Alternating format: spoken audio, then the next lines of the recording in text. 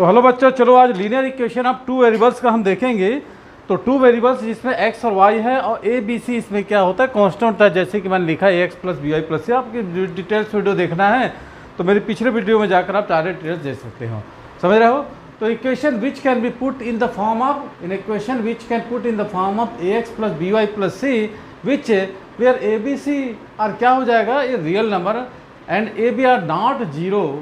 ठीक, तो इसको हम क्या कर सकते हैं, linear equation in two variable in the form of x plus y. तो इसमें तीन कंडीशन हम देखेंगे, पहला सॉल्यूशन, दूसरा नॉट सॉल्यूशन, तीसरा थ्री पॉसिबिलिटी। तो मैं कुछ क्वेश्चंस लिख के दिखाता हूँ कि इसमें पॉसिबिलिटी होगी कि नहीं। तो आप लोग फटाफट कागज पेन उठाइए।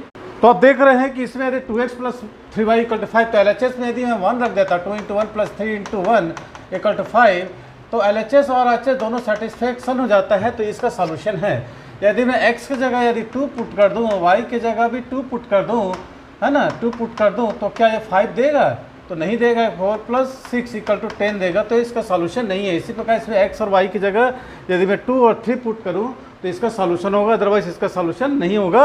अब हम 3 पॉसिबिलिटी देखेंगे, जिसमें होगा, पहला होगा यूनिक सॉल्यूशन, दूसरा होगा नो सॉल्यूशन और तीसरा इन्फिनिटली मैनी सॉल्यूशन होगा। तो इसको अपने को दो इक्वेशन लिखना पड़ेगा, a1x plus b1y plus c1 equal to a2x plus b2y plus c2। तो चलिए देखते हैं इसको भी।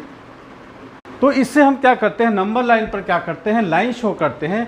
तो आपको दो इक्वेशन दिया होगा, यदि दोनों इक्वेशन में हम देखते हैं कि a1 और a2 और का रेशियो b1 और b2 के रेशियो के बराबर नहीं है, तो इस प्रकार के जब आप ग्राफ पे शो करोगे तो क्या होगा, इंटरसेक्ट लाइन देगी, इसका क्या होंगे, यूनिक सॉल्यूशन होगा, इसका कोई सॉल्यूशन निकलेगा।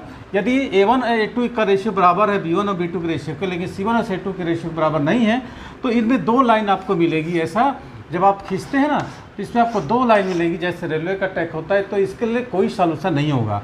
यदि आप क्या करते हैं, तीनों का ratio a1 a2 b1 b2 c1 c2 का रेशियो बराबर है, तो इनको लिए हमको इनफाइनटली मैनी सॉल्यूशन मिलता है। और इस प्रकार हम इसको क्या करते हैं, सॉल्व करते हैं।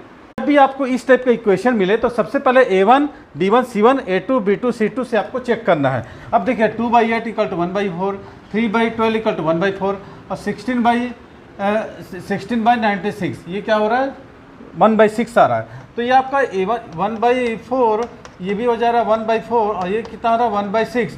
तो ये दोनों तो बराबर है, लेकिन ये बराबर नहीं है, तो ये क्या हो जाएगा, नो सॉल्यूशन होगा। यदि आपको यूनिक सॉल्यूशन मिलता है तो यहाँ पर आप इंटरसेक्ट करते हैं, तो आप x की लाइन में देखना है, यहाँ पर कहाँ, y की लाइन पर देखना है। ये x लाइन पर कौन है, यहाँ पर y की लाइन में। तो ये आपका क्या हो जाएगा, जो कोऑर्डिनेट आएगा, मान लो इसको 2 और 2 पर क्या करें, इंटरसेक्ट करती है, तो ये इसका एक यूनिक सॉल्यूशन होगा। और ऐसे ही आप लोग